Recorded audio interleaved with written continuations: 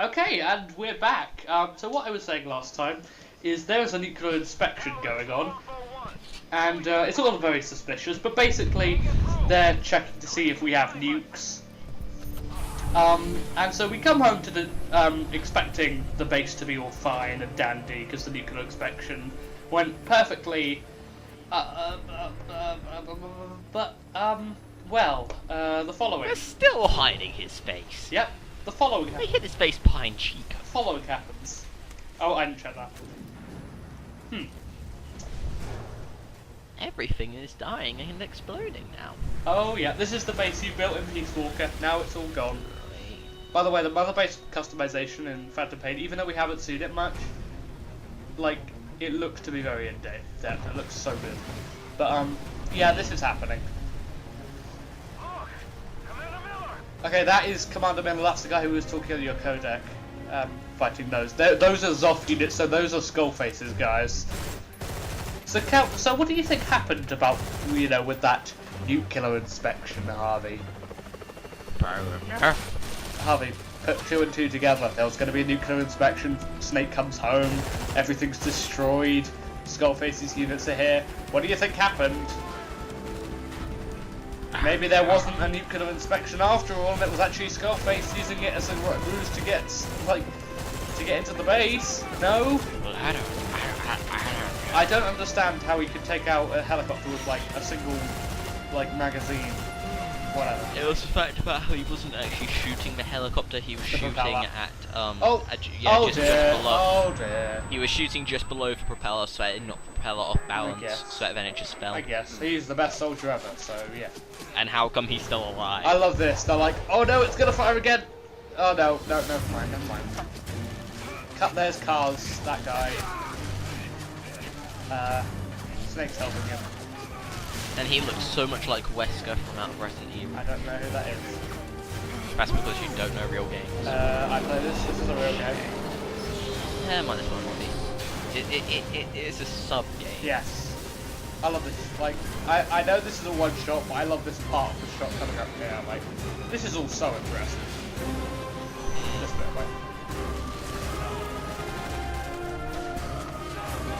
Okay. Dead. Yeah. Such blood. For freedom. How is he not dead? How is he not dead? Seriously, after this, just call Wesker from Resident Evil, because that guy is Wesker. Pretty much. It is literally Wesker. Oh, right down dear. to the glasses. Oh no. Well, everything just fell apart. Yeah. Everything's still exploding. Oh.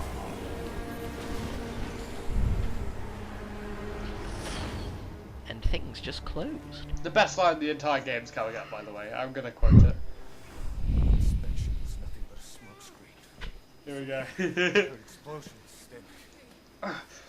They played us like a damn fiddle!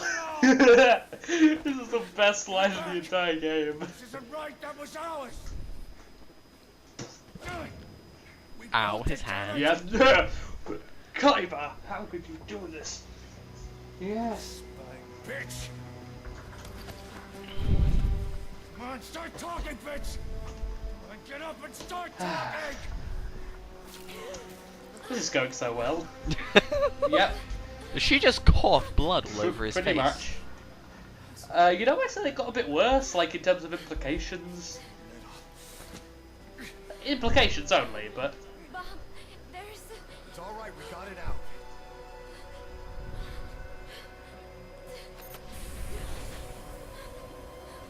Remember, just gonna cut it and she's gonna fall. Oh dear.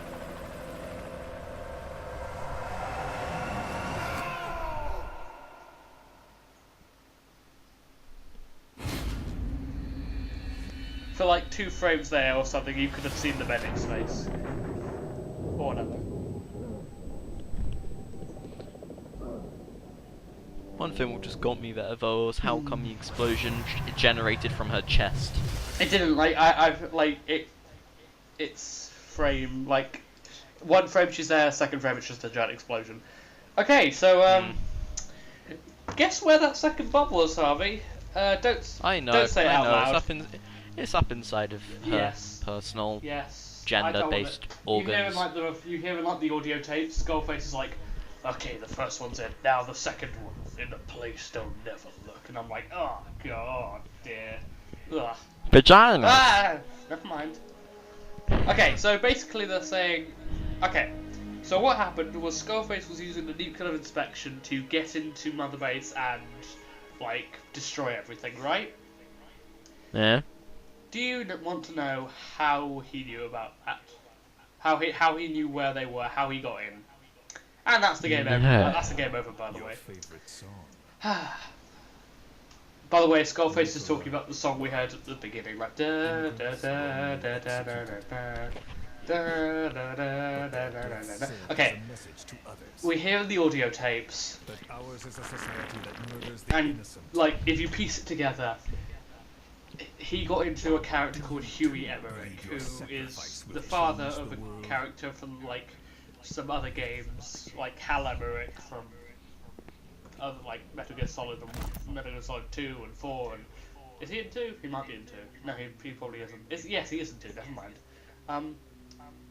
Effectively, he got in through Huey Emmerich, and Huey Emmerich is a traitor. We see him being tortured by Big Boss in Phantom Pain, so that's why.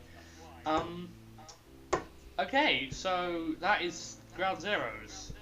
And Chico also told him stuff because he tortured him and Pars, and he said a bunch of stuff and whatever. So Harvey, what do you think of Metal Gear Solid 5 Ground Zeroes?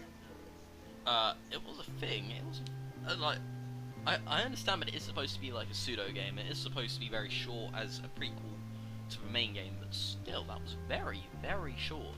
Yeah. Oh, like that was. I know it enough. I know it enough. I can get through it. Like that was a medium speed. Like I could go through it. I think my record is like just under 10 minutes.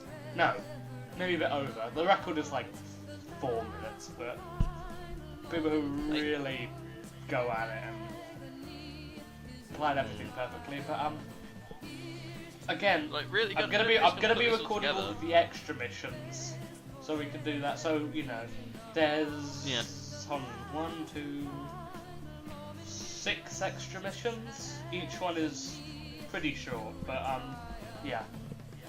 I mean, really, man, this game really would only be like 4 hours long total. Oh yeah. Well, I've got 40 hours out of it. Because you've got some serious issues. Yeah. Because the main mission in itself is quite literally only about an hour and a half long. Yeah. However, this is specifically for, like, it's been said this is for Metal Gear Solid fans and no one else. Like, don't buy this if you're part of the general public who knows nothing about Metal Gear. Don't buy it, seriously. You won't understand. No, you won't understand everything that's going on. You won't understand the hints at characters. No, you won't know the characters. You probably won't bother to listen to the audio tapes. And literally, if the audio tapes didn't exist, this game's story would be like really lackluster. Like, there's nothing to it. But with the audio tapes, I don't think people give it enough credit. That if you actually look at the audio tapes and listen to them and piece them together, the story becomes a lot more well-rounded. Like, what happens? Like, we know that Paz escaped. We know that Chico went after her from the audio tapes and everything. We know he got caught by Skullface. We know Skullface tortured both of them. We know Chico and Paz told him stuff. We know Snake went after him. We know Skullface used a nuclear inspection to get into the base. We know he blew up the base. We know he, like, rigged Paz up and killed Paz, and possibly Chico, we don't know. And the most important thing, we know that Huey Emmerich told him, like, where all that stuff is. And, listen, you heard that, Huey, do you remember when Huey Emmerich said, Zeke, Metal Gear Zeke, is, like, 300 feet underwater, yeah? Mm-hmm. Well, in Metal Gear Solid 5 The Phantom Pain, in one of the trailers, we see what probably could be Zeke, yeah? And Skullface seems to have him. So, Huey Emmerich told him where Metal Gear Zeke was, and Skullface has Metal Gear Zeke, and yeah. Huey Emmerich is a cheater. Yeah. Traitor.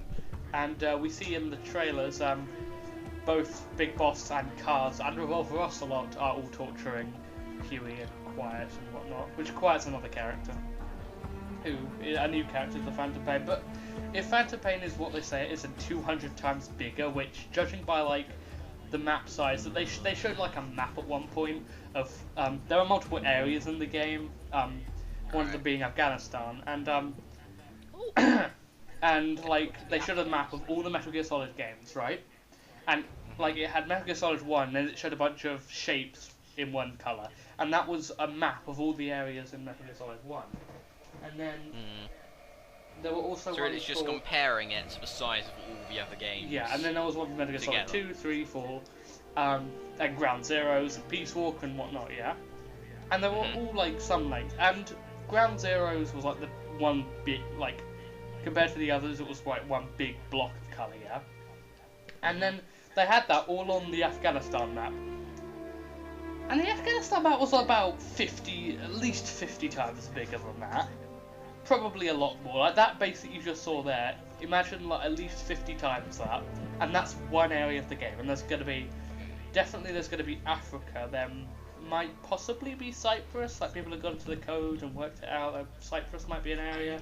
At least it is in the opening of Phantom Pain. We see he wakes up in a hospital, and which we'll see in the like trailer for the Phantom Pain at the end of these credits. And that people have worked out that takes place in Cyprus. And I've got an awful feeling that pretty much very few computers or any consoles will really be able to run Metal Gear Solid 5 very well. It's coming out, apparently so, because it's coming out on PS3, PS4, Xbox 360, Xbox One, and PC. Obviously, I can run this, so I'll be able to run Phantom Pain. Should be able to. Size difference might hinder it a little bit. I don't know. At least a But little if bit. what they say is true, and it looks like it is, Phantom Pain will be 200 times bigger than Ground Zeroes, and oh my god, it looks absolutely astounding. Like, if you did you think like the stealth mechanics in this were pretty deep? Like, you could do a lot of things. The Phantom Pain has at least double this stuff. Like, you can. There's wildlife. I mean, there are rats in this game and whatnot, but like, there's like sheep and wolves and bears, and there's a bunch more vehicles, and the map is so more open, and there's the day, and you can go to different parts of the day, and the credits are almost over, and there's Fultoning people, like attaching a balloon to them and seeing them go up, and it looks so good. I've talked way too much, basically.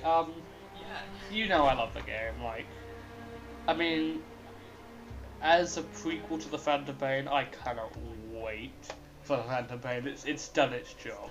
My money is well spent. But again, if you're a Metal Gear Solid fan, buy it. If you're not, don't. Okay, right, end of the credits. What are we gonna get? What are we gonna get? Trailer. At the end of every Metal Gear Solid, again, there's like the logo and then something else. Basically what this is saying is this is one of the interrogations that Skullface did on Pars. Cypher is a character who basically starts this organization that basically causes every problem in the entire series. He's also known as Zero. And Skullface is saying, I work for Cypher, a bunch of us work for Cypher, but and we never see him. He just sends us orders. But he says, Pars, you know where he is. Where is Cypher? Where is Zero? And then, basically, yeah. I've no choice. We also hear about Skullface's backstory in the tapes. Like, he was a child who got like really badly burned when a factory that his parents worked at was bombed because they were repairing weapons. And his face was all burnt, and he forgot basically his language and whatnot. You know. Really kill Zero for me? But I've talked way too much about the plot. Go Google it yourself. Go look at some videos. Okay, right. Zero is... And then it cuts off there. Of course it does. But now we should get a little summary of what happens like after. What? Javi, I can't hear you. I don't know. My voice, my ears. Okay. Yeah. Okay, right. 1979. No What actual then? specification of a date. Dr. Huey Emmerich's first child is born. He is named Hart. How? See, that is. He must play a part in something. Okay, right. So. The President of the United States publicly pledges to close detention facility at Guantanamo. We What? weren't in Guantanamo Bay, we were in, like, Camp Omega, but it basically is. I know, but he just. Wait. Here we go. We're gonna get a trailer now. Shh. I'm gonna let this trailer coming up. I will not shush. You will I will shush. shush, because this is a trailer. Phantom Pain takes place 9 years later, when Big Boss wakes up from a coma, because the crash. Don't you die on me, damn it! Keep it stopping! Into there now! Clear!